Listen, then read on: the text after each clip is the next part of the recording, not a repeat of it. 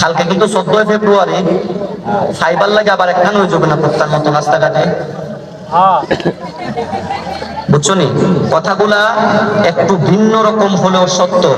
কালকে অসংখ্য মা বোনের সতীত্ব হারাবে কিনা বলেন?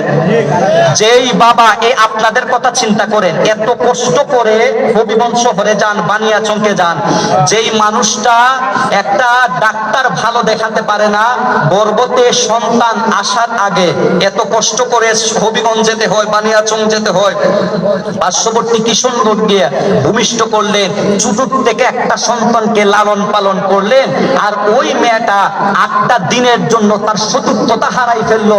আরে তুই তো সতীত্ব হারালি দুনিয়াতে, আল্লাহর সামনে কেমনে মুখটা তুই দেখাবি? আমার রব যখন বলবে তোকে দুনিয়াতে আমি কি এই কারণেই পাঠাইছিলাম, এত সুন্দর একটা হেফাজতের দায়িত্ব আমি তোর দিয়েছিলাম, তোর চরিত্রটা তুই হেফাজত করবি, তোর চরিত্রটা তোর স্বামীর জন্য বাঁচাই রাখবি, বিয়ের আগেই তুই সেটা শেষ করে দিলি। এই কুকুরের মতো আচরণ করার কারণে আল্লাহর কাছে কি জবাব দিতে পারবে তারা? বলেন, কথা বলেন, জবাব দিতে পারবেন? আচ্ছা, এটা তো হলো বেটেন্টের কথা। এখন আই ফুলাফান্তের কথা।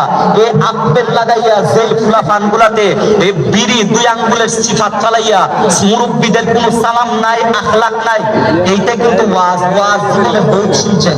কারণ যুবক ভাইয়ারা, দাদারা, আপনার কাছে এখন একটা টাচ মুখ ধরাই দিলে এটা কেমনে ডাইনিং লাগানি আর কেমনে কথা বলতে আপনি বুঝতে না, এরা বুঝে বেশি। এরা দেশ থেকে বিদেশ পর্যন্ত কেমনে, ওই ইন্দোনেশিয়া থেকে বাংলাদেশ আছে অনেক যুবক, আপনারা বুঝবেন না, হেরা বুঝে এগুলা। আপনার দলের মধ্যে চুরি ধরে কেমনে টাকা নিতে হবে এই ফুলাফানগুলিকে বুঝে।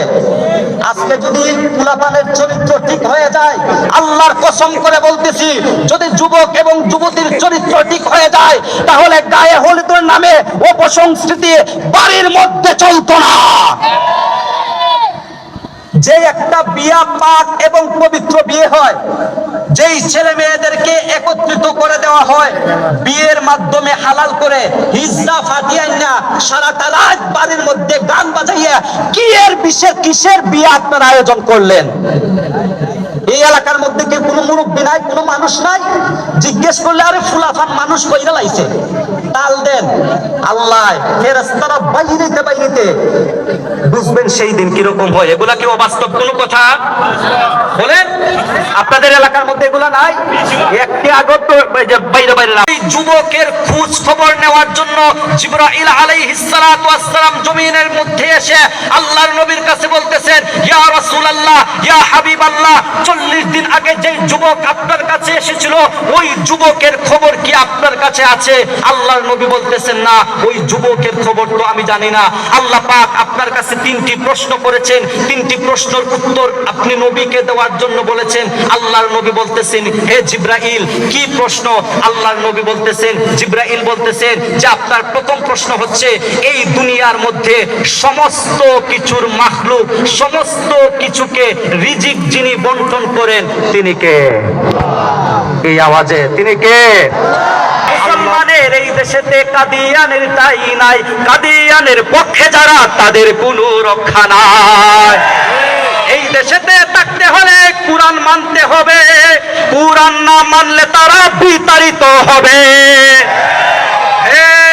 জোর কদমে সামনে চলো, বজ্র কণ্ঠে আওয়াজ তুলো, একই তালে সবাই মিলে দাও না স্লোগান, হাতটা উঠায় নারায়ে তাকবীর, নারায়ে তাকবীর, দিন ইসলাম, দিন ইসলাম।